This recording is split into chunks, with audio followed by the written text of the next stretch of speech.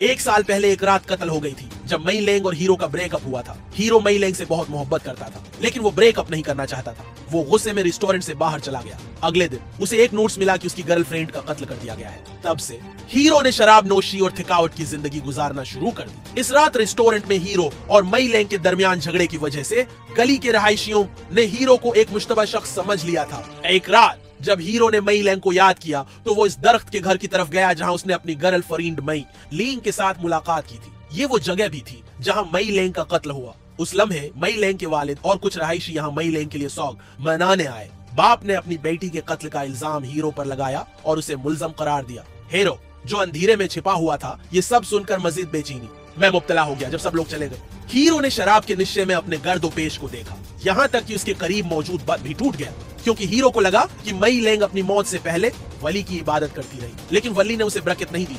Hero ने बद को तोड़ दिया, मगर फिर भी अपने गुस्से को ठंडा नहीं कर सका। आखिर में उसने अगली सुबह हीरो को मालूम हुआ कि अचानक उसके सिर पर दो अजीब मुर्गियों के पांव आ गए हैं, और जो भी इस मुर्गी के पांव को देखता वो उसके ख्वाबों और तारीख पहलुओं के बारे में बताता। जब वो एक दूसरे के साथ राबिते में आते तो वो एक दूसरे की दुनिया में ज्यादा गहराई से झांकने लगते। हीरो ने डॉक्टर और गुडफादर को तलाश किया, मगर गुडफादर ने समझा कि उसने अपनी गर्लफ्रेंड को मार दिया है, बस खुद को आजाद कर सकती है। बेबस हीरो के पास वापस अपने वालिदैन के घर जाने के सिवा कोई चारा न था। जब उसके वालिदैन ने उसके सर पर मुर्गी के पांव देखे तो उन्होंने भी वही सोचा जो उन्हें सोची। फिर वो उस रेस्टोरेंट आया जहां उसने अपनी गर्लफ्रेंड से झगड़ा किया था। यहाँ उसे पता चला कि रहायशियों ने उसे कातिल समझने की वजह ये थी कि रेस्टोरेंट के वेटर ने जानबूझकर हकीकत को बेबुनियाद कर मशहूर बनने की कोशिश की। हीरो ने ये बात अपने भाई टीली को बताई, जिसके नतीजे में टीली मुर्गी के पांव के असर में आकर अपनी बात बयान कर गया। उसने हीरो को बताया कि मई लेंग के मरने की रात वो कार में बैठकर बाहर निकला था। जब मई लेंग ने कार से उतरने की ख्वाहिश जाहिर की और अकेली जंगल की तरफ चली, जब वो मई लेंग के बारे में फिक्रमंद था तो टीली ने सड़क के किनारे कार रोकी और वो कार में सो गया। जब उसे दोबारा आंख खुली तो वो खुद को खून में डूबा हुआ पाया। जब वो जंगल में पहुंचा तो उसने ये जानकर हैरत महसूस की कि मई लेंग इसी दरख्त के नीचे मर गई है जहां वो दोनों पहले तारीख पर मिले थे।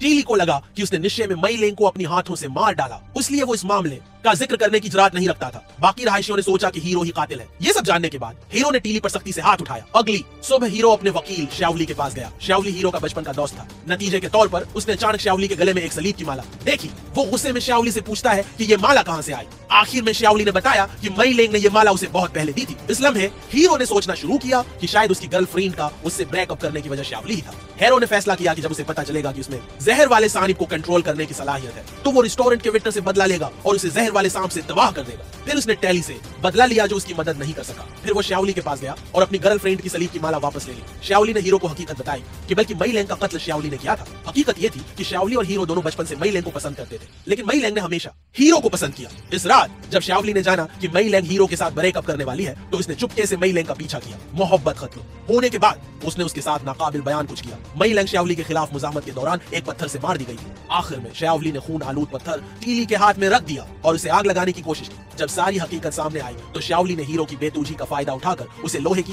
जंजीर से नुकसान पहुंचाया और हीरो को जलाने का मंसूबा बनाया। हीरो की रोशनी की अंगूठी के असर वो रसूख के सबब श्यावली की साजिश कामयाब न हो सकी। आखिर में हीरो जो नहीं मरा मई लेंग के वालिद से मिलता है और बूढ़े आदमी की माफी हासिल करता है। जब हीरो ने मई लेंग की सलीब की माला पहनी तो जिस्म पर जले हुए जख्म फौरन ठीक हो गए, यहाँ तक कि मुर्गी के पांव भी गायब हो गए। शायद मई लेंग ख्वाबों में हीरो की हिफाजत कर रही थी। बाद में हीरो ने मई लेंग का एक खत पाया जिसमें मई लेंग ने लिखा था कि उसकी बीमारी तशखीस हो चुकी है। वो हीरो से बहुत मोहब्बत करती थी और मरने के बाद हीरो को गम में नहीं देखना चाहती। वो नहीं चाहती थी कि हीरो का नुकसान हो, इसलिए उसने ब्रेकअप का फैसला किया। हीरो जो सब कुछ जानता है इस बात पर पछता रहा। उस रात उसने मई लेंग को अकेला छोड़ दिया। उसके बाद हीरो इंतकाम के लिए अकेले श्यावली के पास गया। उसने श्यावली को मई लेंग के कत्ल की जगह पर ले गया। भाई ने पुलिस को उसका पीछा करने के लिए भेजा। श्यावली जो बेनकाब हो गया पुलिस के हत्थे चढ़ गया। उसके बाद श्यावली ने पुलिस की बंदूक उठाई और पुलिस को मार दिया। नाजुक लम्हे में हीरो ने मई लेंग की माला उतार ली तो उसके पीछे एक जोड़े परों में नजर आए। फिर हीरो का जिस्म जल गया। चंद सेकंडों बाद हीरो दोबारा एक शैतान में तब्दील हो गया और श्यावली पर हमला किया। फिल्म के आखिर में जब हीरो की आग खत्म हुई तो इसका जिस्म एक कोयले का ढेर बन गया। शायद हीरो की रूह अब मई लेंग के साथ आसमान में मिल गई होगी। इस फिल्म को देखकर मैं सिर्फ ये कहना चाहता हूँ कि बदला जिंदगी की कीमत है। Daniel Radcliffe's movie showcases his versatility as an actor,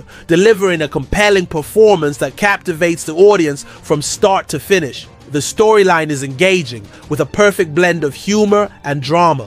The cinematography is visually stunning, enhancing the overall experience. The supporting cast also does an excellent job, complementing Radcliffe's character beautifully. Overall, it is a thought-provoking film that leaves a lasting impression. In conclusion, I highly recommend watching this movie for its entertaining plot and outstanding performances.